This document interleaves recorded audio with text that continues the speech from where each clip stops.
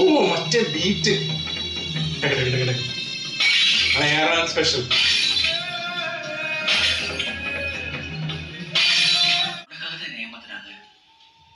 உன்னை கல்யாணம் பண்றதுக்காக ஒரு நாடகம் போட்டாங்க. நாடகம் தெரியாம ஏமாந்து போனதுன்னா இப்ப தெரிச்சு போச்சு. ஒரு சினிமாக்கு போறோம், பாக்குறோம், சிரிக்கிறோம், அழுகுறோம். சினிமா முடிச்சு வெளியில வந்து மூச்சு தொடச்சிக்கிறது இல்லையா? அதே மாதிரிதான் நடந்தது எல்லாத்தையும் தொடச்சிட்டு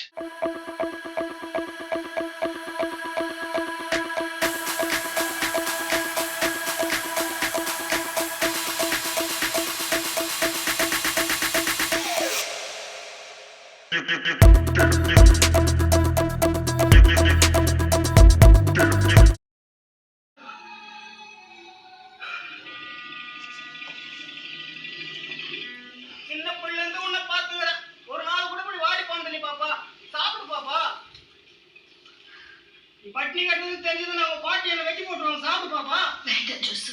ஐயோ அது திரும்ப 2 நாள் ஆகுங்க.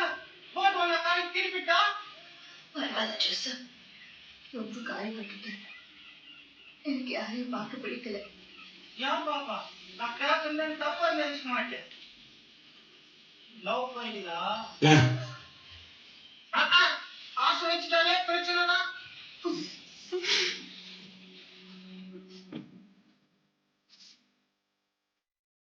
സോങ്ങാണോ?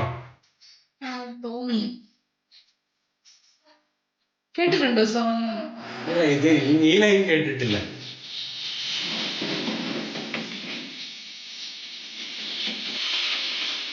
പക്ഷെ സെയിമൊക്കെ മറ്റേ വിഷ്വലി റിച്ച്. ഓ അവിടെ ആ ഒരു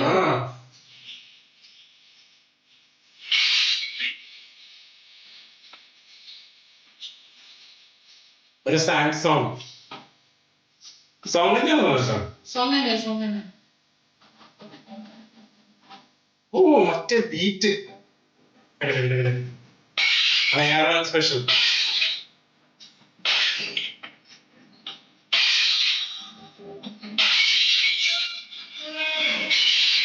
ഓ പുള്ളി ഇൻസ്ട്രുമെന്റ്സിന്റെ സംഭവമാണ് കുപ്പിച്ചിൽ.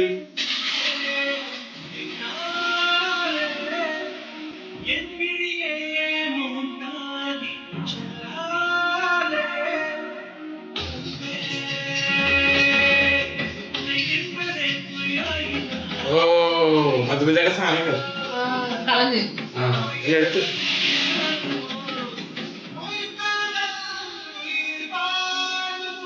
ഇതാരാണ് മനസ്സിലാവുന്നില്ല. ആരാണ് ഇവിടെ ഒരാൾ അപ്പുറത്ത് ഒരാൾ ഇപ്പുറത്താ ഉള്ളത്. അതെ. കൂടുതൽ സങ്കടം നമ്മളെ വിഷുവിനായിരിക്കുമല്ലോ. വിഷുവിനുണ്ടാവും നല്ല സങ്കടം. കാരണം അവിടെ ബ്രേക്ക് ആയില്ലേ അവിടെ. അതന്നെ ഇവിടെ മറ്റേ ബ്രദർ രാമന് മറ്റേതല്ല അനിയനെ മറ്റേ ഇതാക്കിയ ഒരു സങ്കടം ഉണ്ടാവില്ലേ ബ്രദറിന്.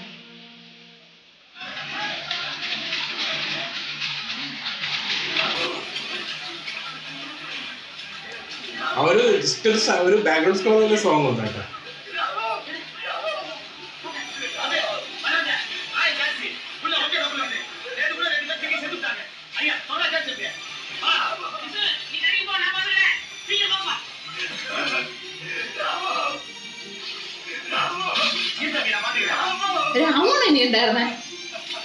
രാമനുണ്ടായിരുന്നേ. അവിടെ ചെറിയൊരു കൺഫ്യൂഷനായി. മറ്റേ പറയാൻ പറ്റില്ല. രാമന് രണ്ടുപേർക്കും പെയിൻ ഉണ്ട്. അല്ല പെയിൻ രണ്ടുപേർക്കും ഒരുപോലെയാണ്.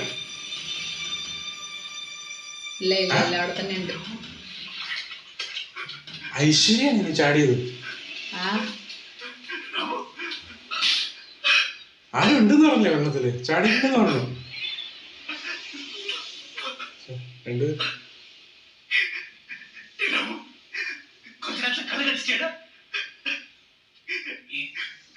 தற்கொலை பண்ணிக்க பயந்துட்டியா? ஸ்டேஜ்ல தாண்டி போயாச்சு. ஏதோ மாதிரி பேசுற. உன்னை பார்த்தா எனக்கு பயமா இருக்கு. நான் என் பழைய ராம பார்க்கணும். அமெரிக்கா போயிடலாம். இது உயிரே வேண்டாம். உயிருக்கு விட்டுட்டு ஊருக்கு போயிடலான்னு ஏன்டா போய் சொல்ற? யாரு மதுமிதா சொல்றியா? அவளை பத்தி பேசாத. പുതിയ ചാടിയില്ല. ആണോ? ഒരേ നാട്ടിൽ തന്നെയുള്ള, പോയിട്ടില്ല, അമേരിക്കയിലോട്ട് പോയിട്ടില്ല.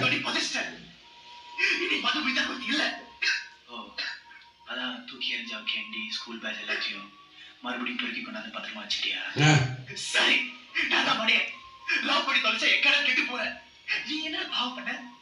உன்னை ஏமாத்தா நான் தாய்க்க முடியல. உனக்காக தான் என்னை ஏமாத்துறாங்க. உன்னை கல்யாணம் பண்றதுக்காக தான் நாடகம் போட்டாங்க. நாடகம் தெரியாம ஏமாத்த போட்டதுன்னா இப்ப தெரிச்சு போச்சு. ஒரு சினிமாக்கு போறோம், பாக்குறோம், சிரிக்கிறோம், அழுகுறோம். சினிமா முடிச்சு வெளியில வந்து மூச்சு தொடச்சிக்கிறது இல்லையா?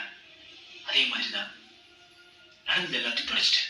இவ்வளவு பெரிய துக்கத்தை மறைச்சுக்கிட்டு எனக்காக என்ன தத்துவம் பேசுற? ഒരുമിച്ചുള്ള அவங்க அண்ணிடா. எப்ப அண்ணி தெரிஞ்சோ அப்ப எல்லாத்தையும் சரசரன்னு அடிச்சிட்டேன். இப்ப எந்த காயமும் இல்ல. பாவம், என்னை விட காயப்பட்டது அவங்கதான். அன்னிக்கிற ஸ்தானத்தும் கலங்க வராம பின்னாடி சுத்திட்டு இருந்த என்னையும் காயப்படுத்தாம எவ்வளவு கஷ்டப்பட்டிருப்பாங்க. அது துரோகம் இல்ல, ஏமாத்துற வேலை இல்ல. உன் மேல இருக்கிற காதல், அவங்க காதல் நிஜம். She is a gem of a woman. உங்க ரெண்டு பேர் கல்யாணத்தை நடத்த வேண்டியது ஏன்? ஓகே, പക്ഷെ അച്ഛൻ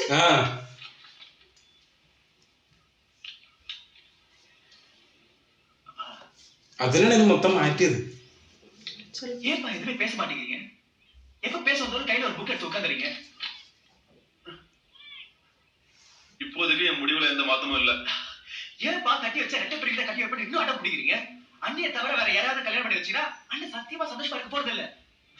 அண்ணன் சந்தோஷமா இல்லைன்னா நான் சந்தோஷமா இருக்க மாட்டேன். நாங்க ரெண்டு பேரும் சந்தோஷமா இல்லைன்னா உங்களால சந்தோஷமா இருக்க முடியாது. இப்படி மூணு பேர் சந்தோஷத்தையும் குழி தோண்டி போதிச்சு உங்க கொள்கையை தான் கட்டி அழ போறீங்களா? சொல்லுங்கப்பா, சொல்லுங்க. எதுவா இருந்தாலும் தம்பி ஊர்ல இருந்து வந்த பிறகு எல்லாருமா சேர்த்து கலந்து பேசி முடிவெடுக்கலாம். ஆமா அப்பா, உங்க பிள்ளைக்கு கல்யாணம் முடிவு எடுத்து நீங்க அதுக்கு எதுக்கு உங்க தம்பி வரணும்? உங்க தம்பினால வரப்பா இவ்வளவு பிரச்சனையும். அப்பா, உங்க தம்பி கெட்டிக்காரரா இருந்தா இந்த பிரச்சனை வந்திருக்காது. உங்க தம்பி பொண்டாட்டி நல்லவளா இருந்திருந்தா உங்க குடும்பம் பிரிச்சிருக்காது.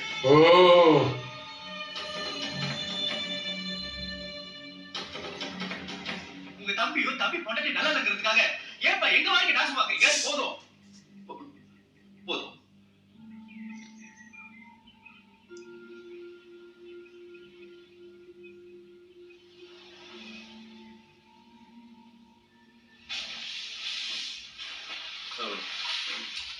விசு, நீ விருப்பப்பட்ட மாதிரியே மதுமிதா உனக்கு கல்யாணம் பண்ணி வச்சிருவேன்.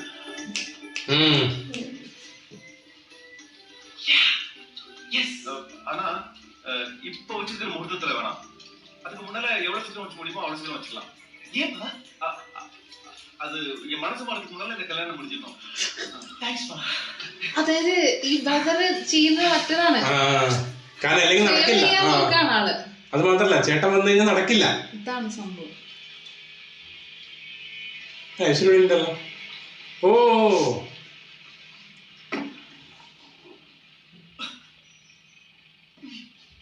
അതാണ് സംഭവം. കാരണം അല്ലെങ്കിൽ നടക്കില്ലല്ലോ.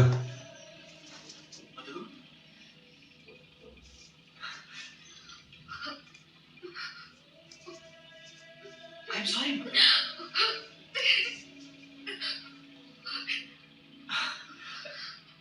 தயவு செஞ்சு நான் சொல்றது கேளு.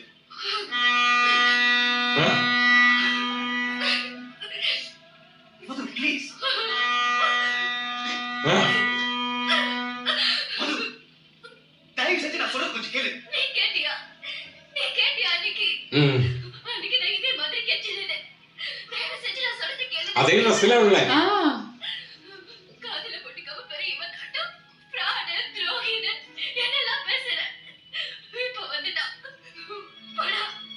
மது, அன்னைக்கு நீ எந்த சூழ்நிலையில இருந்தியோ அதே சூழ்நிலை தான் நீங்க நான் கூட நிக்கிறேன்.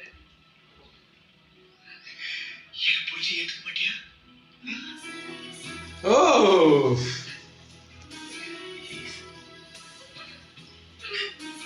പറഞ്ഞ് സോൾവ് ആയല്ലേ ഏകദേശം. നമ്മളീ ശരിക്കും പ്രേക്ഷകരെയും കൺവിൻസ് ചെയ്യുന്നുണ്ട് ആ ഒരു സംഭവം. ലൈറ്റ് ആക്കാൻ നോക്കും. ആ ഒരു കോംപ്ലിക്കേറ്റഡ് സീന് ഫുള്ളി ലൈറ്റ് ആക്കി. ഓ അടുത്ത സോങ് സീൻ ശരിക്കും ട്രാക്ക് മാറി എന്ന് വേണമെങ്കിൽ പറയാം. ശരിക്കും അവിടെ കാണിച്ചു പോകാനല്ലേ. ശരിക്കും അവിടെ എനിക്ക് തോന്നുന്നത് ആ ബ്രദർ അവിടെ നാട്ടിലോട്ട് എന്താ പറയാ ബ്രദറിന്റെ നാട്ടിലോട്ട് പോയില്ലെങ്കിൽ അവിടെ അവര് ശരിക്കും ഒരു ആത്മാറായിട്ട് അവര് നടത്തി അവിടെ. ശരിക്കും സംഭവം എന്താ അറിയോ, ഇവിടെ ഇപ്പൊ അങ്ങനത്തെ സംഭവം നടന്നില്ലായിരുന്നെങ്കിൽ, അച്ഛന്മാര് മാറിയില്ലായിരുന്നെങ്കിൽ ഫുള്ള് കോംപ്ലിക്കേറ്റഡ് ആയിരുന്നു. കാരണം വെച്ചാല് ഇവിടെ നാച്ചപ്പനുണ്ടെങ്കിൽ ഭയങ്കര പ്രശ്നമായിരിക്കും. കാരണം വെച്ചാല് ആൾ അങ്ങനത്തെ ഒരു ക്യാരക്ടറും കൂടിയാണ്. ഇവിടെ അതുപോലെ തന്നെ അനിയനും ആ ഒരു സംഭവമില്ല. അതായത് മകനിപ്പോ കുറെ പറഞ്ഞില്ലേ, കുറ്റങ്ങൾ പറഞ്ഞില്ലേ, എല്ലാം അനിയൻ കൊണ്ടാ ഉണ്ടായെന്നുള്ളത്. അതാണ് എനിക്ക് തോന്നുന്നു ഇവരൊന്ന് ഒരുമിപ്പിക്കാൻ വേണ്ടിയിട്ടാണ് ശരിക്കും. അതായത് മറ്റേ ബ്രദർ നാട്ടിൽ നിന്ന് വരുന്നേക്കാളും മുന്നേ ഇവരുടെ കല്യാണം കംപ്ലീറ്റ് ചെയ്യാനാണ് നോക്കുന്നത്. കാരണം എല്ലാ സംഭവങ്ങളും പുള്ളിക്കാരൻ കണ്ടു, അവിടെ ആ പ്രശ്നം കണ്ടു, അതിനുശേഷം ഇപ്പൊ ഇവര് പറയുന്ന സംഭവങ്ങൾ കണ്ടു. അപ്പൊ എനിക്ക് തോന്നുന്നത് വെച്ചാൽ പെട്ടെന്ന് കംപ്ലീറ്റ് ചെയ്യാനാണ് നോക്കുന്നത്. അതായത് ആള് വിചാരിച്ചെന്താ പറയാ, ഇത്രയും കാലമായിട്ട് ഒന്നും ചെയ്യാൻ പറ്റിയിട്ടില്ല, അവിടെ ഒന്നും സക്സസ് അല്ലല്ലോ, ഇവിടെ അറ്റ്ലീസ്റ്റ് ഒരാളെങ്കിലും സന്തോഷിപ്പിക്കാൻ പറ്റിയാൽ നല്ലതല്ലേ. അതായിരിക്കും ചിലപ്പോ ആ ഒരു സംഭവം ഡിസിഷൻ എടുക്കുന്നത്. അപ്പുറത്താണെങ്കിൽ വേറെ രീതിയിൽ പോകുന്നുണ്ട്. ഇനിയിപ്പം അവരെപ്പം വരും എന്നുള്ളതും കാണണം. അതാണ് ശരിക്കും എനിക്ക് അവര് വരുന്നതിന് മുന്നേ ഈ കല്യാണം കംപ്ലീറ്റ് ആയില്ല എന്നുണ്ടെങ്കിൽ അത് ഭയങ്കര കോംപ്ലിക്കേഷനിലോട്ട് പോകും. പക്ഷെ സീൻ എന്ന് പറയുന്നില്ല, നമ്മൾ ആ ഒരു കുറെ കൺഫ്യൂഷൻ ഉണ്ടായിരുന്നില്ല, നമുക്ക് ഇവർക്ക് എങ്ങനെ ഹേർട്ട് ആവും, ആ സാധനങ്ങളൊക്കെ മാക്സിമം ജസ്റ്റിഫൈ ചെയ്യാൻ നോക്കുന്നുണ്ട് കേട്ടോ.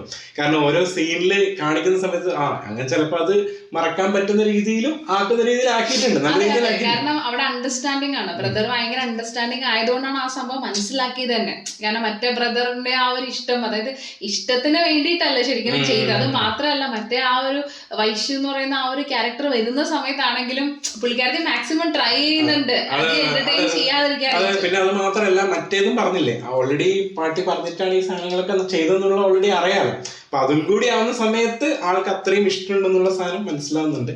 അതുകൊണ്ട് തന്നെ ആയിരിക്കും. പക്ഷെ നല്ല ഒരു സംഭവം. ഇനി എന്താ നെക്സ്റ്റ് വരാൻ പോകുന്നതാണ്. കാരണം വെച്ചിട്ടുണ്ടെങ്കിൽ ഇനിയിപ്പോ മറ്റേ അച്ഛൻ നാസർ വരുന്ന സമയത്ത് ഇനിയിപ്പോ പ്രശ്നമാവാൻ സാധ്യത. കാരണം പുള്ളിക്കാരൻ ഭയങ്കര ആ ഒരു സ്റ്റബൺനെസ്സിൽ തന്നെ ഇങ്ങനെ ഇരിക്കുകയാണ്. രാധികയ്ക്ക് മനസ്സിലാവുന്നുണ്ടോ ചെറുതായി? പക്ഷെ ഒരു സ്ഥലത്ത് എന്തോ ചെറിയ നേരത്തെ നമ്മളെ ഈ ഹോട്ടലിൽ ആ ഒരു അവരുടെ അടുത്ത് സംസാരിക്കുന്നില്ലേ, ആ സമയത്ത് ഒരു നോട്ടം നോക്കുന്നുണ്ട്. കാരണം ആൾ ഇങ്ങനെ മാനേജ് ചെയ്യാറില്ല.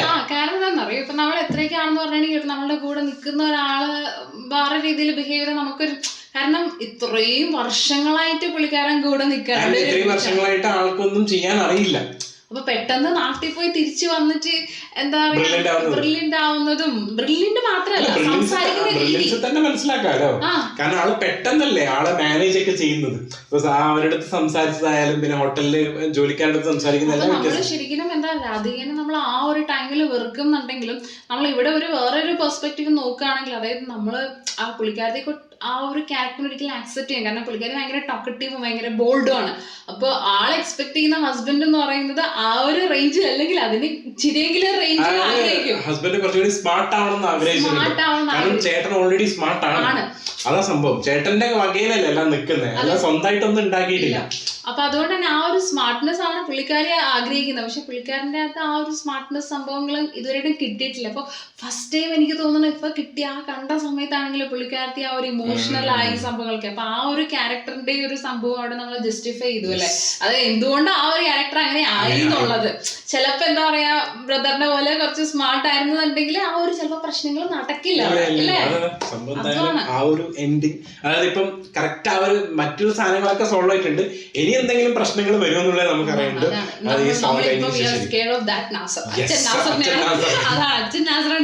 പക്ഷെ സംഭവം പറയാം, സിനിമയിലില്ലേ ഭയങ്കരമായിട്ട് സ്ക്രീൻ പ്ലേയില് നാസറിന് ഇമ്പോർട്ടൻസ് കൊടുക്കുക. അതായത് പ്രശാന്ത് നായകനാണെന്ന് പറഞ്ഞാലും നാസറിന് ഭയങ്കരമായിട്ടുള്ളൊരു ചില സ്ഥലങ്ങളില് കുറെ നേരം അല്ലെ നാസറിന്റെ ഒരു പെർഫോമൻസ് കാണാൻ പറ്റും. ശരിക്കും ഇതിനകത്ത് നമ്മൾ നോക്കുന്ന സമയത്ത് ഇതിനകത്ത് നായകനും വില്ലനൊക്കെ നാസറിന്റെ ചിലവ് തോന്നിയില്ലേ. കാരണം ഇതിനകത്ത് പർട്ടിക്കുലർ ഒരു വില്ലൻ എന്ന് പറയുന്നത് ഇപ്പൊ ഗ്രാമ വില്ലത്തിയായി ഇവിടെ ആണെങ്കിൽ അച്ഛൻ നാസർ വില്ലൻ ആവുന്നു. വില്ലൻ മീൻസ് ആ ഒരു കോൺസെപ്റ്റ് എന്ന് പറയുന്നത് ഹ്യൂമൻ നേച്ചർ. പുള്ളിക്കാരൻ ഓൾറെഡി പറഞ്ഞൊരു കാര്യം തന്നെയാണ്. പിന്നെ ആൾമാറാട്ടം അവിടെ പുള്ളിക്കാരൻ ചെയ്യുന്നുണ്ട് അല്ലേ. അതാണ്. അപ്പൊ എല്ലാവരും എന്താ പറയാ അവരവരുടെ ഒരു കാര്യ ഉദ്ദേശത്തിന് വേണ്ടിയിട്ട് ഏത് ലെവലിലും പോകും. ഏത് ലെവൽ മീൻസ് എന്താ പറയാ ഇവൻ ആൾമാറാട്ടവും ചെയ്യും ആ ഒരു കാര്യം സാധിക്കാൻ. അതായത് മറ്റു സംഭവം നല്ല കാര്യം നടക്കാൻ വേണ്ടിട്ട് എന്തും ചെയ്യാന്നുള്ള നല്ല കാര്യം, അതിന്റെ അൾട്ടിമേറ്റ് ലക്ഷ്യം നല്ലതായിരിക്കും. പക്ഷേ മറ്റുള്ളവരെ ചീറ്റ് ചെയ്യുന്നതും മറ്റുള്ള സ്ഥലത്ത് വരുമ്പോഴാണ് പ്രശ്നം വരുന്നത്. അങ്ങനെയുള്ള സ്ഥലത്ത് മാത്രമേ പ്രശ്നം വരൂ. അവിടെയാണ് നമ്മൾക്ക് ആ ഒരു ഇത്. പക്ഷെ അത് ഒരു സിനിമാറ്റിക് രീതിയിൽ നോക്കുമ്പോൾ നോക്കുമ്പോ ഓക്കെ അങ്ങനെ എടുക്കാം. അപ്പൊ എന്തായാലും അടുത്ത സീനിൽ കാണാം.